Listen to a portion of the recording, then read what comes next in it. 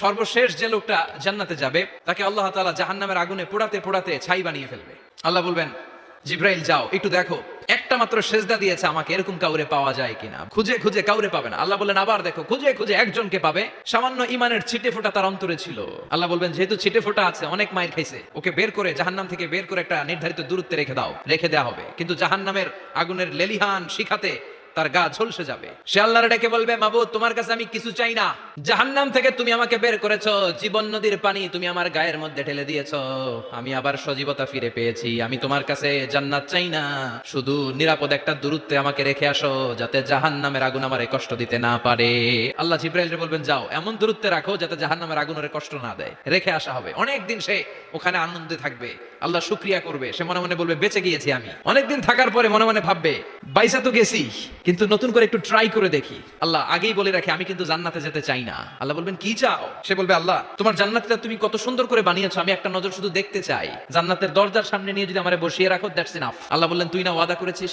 সে বলবে আল্লাহ আমারে হতভাগা বানাইয়া তোমার কি লাভ? সুবহানাল্লাহ পড়ে, আমারে তুমি হতভাগা বানিও না। আল্লাহ বলে ঠিক আছে, আবার সিগনেচার কর যে জান্নাতের দরজার সামনে বসিয়ে দিলে আর কিছু চাবি না। সে সিগনেচার করে বলে আমি চাবো না। আল্লাহ বললেন জিব্রাইল বেচারারে ধরে জান্নাতের গেটের সামনে বসায় দে, এবার জান্নাতের গেটের সামনে বসে বসে জান্নাতের সৌন্দর্য দেখা শুরু করবে। সুবহানাল্লাহ।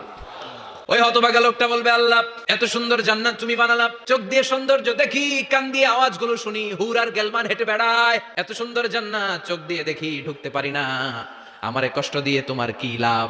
ও আল্লাহ আমারে তুমি মাফ করে দাও, জান্নাতের চিপার মধ্যে এক কর্নারে তুমি একটু আমারে জায়গা করে দাও। আল্লাহ বলবেন ওয়াই হাক ইবনা আদম, তোর ধ্বংস হোক হে আদম জাত, মা আগদারাকা, তোর চেয়ে বড় গাদ্দার আমি আমার সৃষ্টিকুলে কাউরে দেখি নাই, কারণ তুই আমার সাথে চুক্তি করিস আর চুক্তি ভঙ্গ করিস। আল্লাহর রহমতের দরিয়ায় তখন জোশ খেলে যাবে, ওর আকুতি মিনতি চাহনি আল্লাহর রহমতের দরিয়ার মধ্যে জোশ লাগিয়ে দিবে, আল্লাহর দয়া হয়ে যাবে, মায়া হয়ে যাবে। আল্লাহ বলবেন ঠিক আছে জান্নাতে যা। লোকটা এবার এক দৌড়ে জান্নাতের ভিতরে ঢুকে যাবে। লোকটার দৌড় দেখে আবার লোকটারে আল্লাহ ডেকে বলবে একটু দাঁড়া, জান্নাত তো দিছি, তো দৌড় দিলি কেন? সুবহানাল্লাহ কইবেন না? লোকটি বলবে আল্লাহ প্ল্যান তো আমি কম করি নাই, এত চেষ্টার ফলে আমি আসতে পারছি, আবার যদি তুমি বাইর করে দাও, এই জন্য এক দৌড়ে এমন চিপার মধ্যে লুকামো যাতে তুমি আমার না দেখো। আবার আল্লাহর রহমতের দরিয়ায় জোশ খেলে যাবে, আল্লাহ কাছে ডাকবে, কাছে আয়, ও গোলাম তোর কি মনে চায় আমারে বল, আজকে তুই চাইতে থাক, আমি দিতে দিতে তোর মনের সব আশা পূরণ করে দেব।